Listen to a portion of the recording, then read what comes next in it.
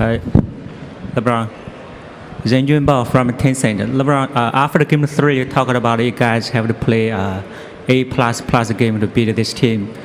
Do you feel like you played A++ team game last game? Well, I think we have to bring our best game every game against this team. Like I said before, they create so many different problems out on the floor, so much firepower that we always have to play great in order to win. So, we have to do that tomorrow night as well. Howard in the middle. Howard, back Bleacher Report over here. LeBron, if you think back to 2012, the first time you and KD faced off in the finals, and what you see now, how different is he individually, and how different is just the context of the kind of team he's playing with now versus what was obviously a pretty young Thunder team? Yeah, I think the difference is there's just a younger team. I think we had a little bit more experience. Obviously, we had a couple guys that had already won championships. I think Derek Fisher maybe had been the only guy, or Perk. So they had a couple guys that won championships too. So, but I think Russ and KD and James were just younger, and I think like I always tell you guys with my personal experience, experience is the best teacher, and and then you're able to align, his experience that he's had over his career since 12, and then you align that with Steph, Clay, Draymond, and this organization. It excels your experience as well, so that's definitely helped. Are you guys on each other a lot more in this series than you would have been? I can't even remember what the matchups were, honestly, in 2012. I assume you guys are on each other a lot more now. Yeah, we've been on each other a lot, throughout these first 4 games, and it's probably going to stay that way, especially tomorrow, and see what happens after that. Rachel on your left. Is it even possible, LeBron, to overstate how much more of a challenge it is playing a Game 5 in the NBA Finals when the other team has Draymond and KD, unlike last year? Listen, it's the same challenges, especially being in this building. We knew coming into Game 5 last year, if we don't protect the ball and we don't limit their three-point shooting, then we can get blown out the window and blown out this arena. And it's the same way. If we don't protect the three-point line, and if we turn the ball over, then we won't stand a chance. So, we know what our keys to victory is. That's going to give us the best possible chance to go back home with a Game 6. And if we don't stick to those games, stick to the game plan, then we'll be going back home without a game. Michael over here on the right. LeBron, Michael Grange from Sportsnet in Toronto. Game 4 aside, Steph Curry's had a great playoffs, great finals. What have you seen this year as compared to last year when he kind of struggled, it seemed, as the playoffs went along? How aware were you that he was struggling last year? It's never been my concern about who's been struggling or who's been playing well. We have keys, and our keys is to limit certain guys. And, you can't take away anything from great players, and Steph is one of those players. You can't take away everything. Just try to make it tough on him. Like I said last year, like I said the year before when we played him in the finals, like I've said at the beginning of this year, you got to try to make it tough on him. He's going to make shots. He's going to make plays, not only for himself, but for his teammates. Just try to make it tough on him, and you live with the results. Thank you. Chris in the front. Chris Haynes, ESPN. Bron, the last time you were right here, same situation, down 3-1. Similar colors you were in last year as well. Does anything come to your mind, like any memories come to your mind about that time at that juncture? No, not really. I mean, it's different. For me, it's always been different experiences and different challenges. And, for me, Chris, man, it's just trying to get my mind, focus on the game tomorrow, and which I will. We're going to have a great practice today. We're going to go over some things that we need to do better in Game 5.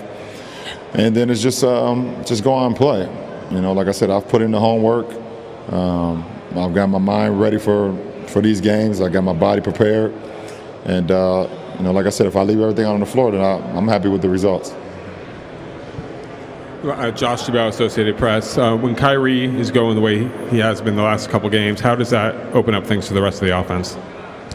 Well, I mean, we love, how aggressive Kyrie's been, and it's been great for our team, obviously, with his individual ability to make shots and to take big shots and to knock them down has been key for our team. And for the rest of us, we got to do everything else. We got to defend, we got to rebound, we got to set screens for them, we got to get them looks when When he's got it going, we got to set great screens for him to get him going and things of that nature. And so, we hopefully can continue that tomorrow.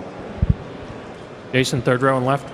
Brian, what do you think of the job RJ has done on KD in this series? His minutes seem to be going up every night, and what does that change for you defensively, and how does that allow you to play defensively when RJ takes Kevin? Well, you just try to give you got to give great scorers different looks, and if you give KD and Steph a steady diet of the same guy every single possession, then they're going to figure it out, and they're already great, so they're going to figure it out even more. So to be able just to put different bodies on KD, myself, RJ, Swish at times, Shump as well. And the same with Steph, Kyrie and Swish and myself and Shump, and give them different looks, just to try to keep them off balance as much as you can. But I think RJ's done a great job, and he's just stuck to the game plan. KD is obviously an exceptional, offensive player, exceptional player, and he's going to make big shots, he's going to take shots, but you just got to try to make it tough on him and limit it as much as you can. Real quick, switching subjects, you touched on earlier about turnovers and guarding the three-point line and all that. The 3 games here this year have not been close. You've lost all 3 by double figures, but obviously you won the 2 here in the playoffs last year. So how much stock do you put in the first 3 games here in this building this season, and how much do you rely on winning 2 playoff games here last year? Well, I don't put any on any regular season game this year. We're not the same team. We don't prepare the same way. So I don't put anything on a regular season game. But we didn't play well in game 1 or game 2. So we've watched the film, and we see what we didn't do well. And if you don't do something well, they will make you pay for it. So, we have to be, 20 times better, in this building, and we understand that. Dave, here on the right. LeBron, you told us the finals are a stressful experience to go through. Getting that 1 win under your belt, does that change the pressure at all? Does it change, kind of the mental makeup of your team going into Game 5? Not for me. I don't mean the playoffs are stressful, and just the preparation, things of that nature. But that's just from how I prepare. There's no added stress to going on playing basketball, and your coaching staff giving you a game plan. You just try to execute it. There's no added stress to that. And if you're able to get a win, or get 2, get 3, get 4, or you don't win. I've been a part of all of it. I don't think you add more stress to what you need to do. If you're prepared, then you're prepared. There's no reason to add more to it. Go on the left.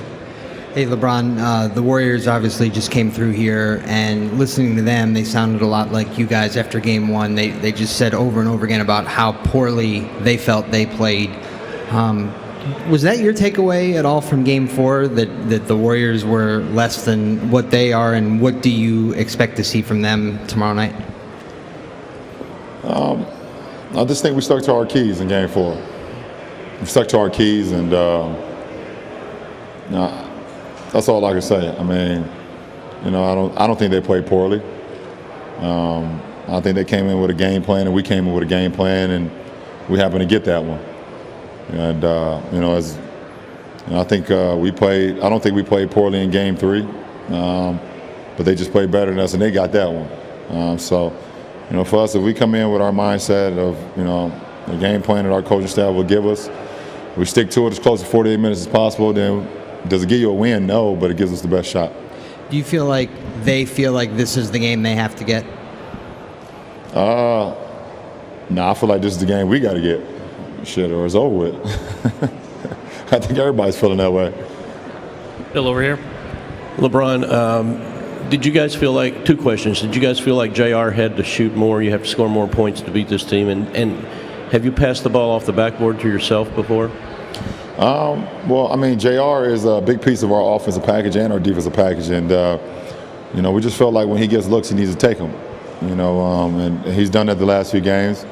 He's come up big for us offensively, and we've needed everything from him. I've passed the ball off the backboard to myself before, and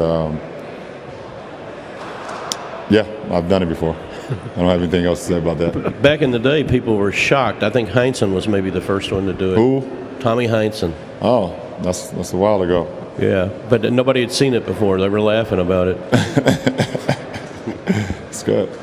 Last two. David back left, and then Janie up front. LeBron, you said last week you thought the Warriors team coming together was good for basketball, the way that they've put their team together. Do you have any sense, knowing the history of the game, that people are perceiving this differently for some reason, because there's always been great teams put together in NBA history? Well, I can see it from both sides. I'm not going to exactly give you my opinion on how I can see it from both sides. I will at some point in my career. I'm not at that point right now because I know what I say kind of gets, people take it the wrong way. So I have my opinion on how people see it from both sides, and I have pretty good knowledge about it. So a few years from now, David, I'll tell you how I really feel about the whole situation. But they're a great team. They're assembled as good as you can be as a professional team, and they're on a quest to win a championship, and I mean, you can respect that. Last one. Janie up front. Hi, LeBron. Janie McCauley from AP. They're adding 3-on-3 to the Olympics, and I just was hoping to get your quick thoughts on that and whether you would ever consider playing that, and any other thoughts. First of all, I think it's great for basketball. You know, for us to be able to add another category to the Olympics, another basketball category. I think it's pretty great. I haven't seen the full layout of how they plan on executing it, and are they going to use NBA guys, or are they going to use college guys? I'm not quite sure. I'm not very good in the 3-on-3 thing. I'm more of a 5-on-5 guy. I stay out of the 1-on-1 matchups during our practices, the 2-on-2s and the 3-on-3s. So probably not. I probably won't be a part of the 3-on-3 matchup that it has to offer. Thank you. Thank you, LeBron.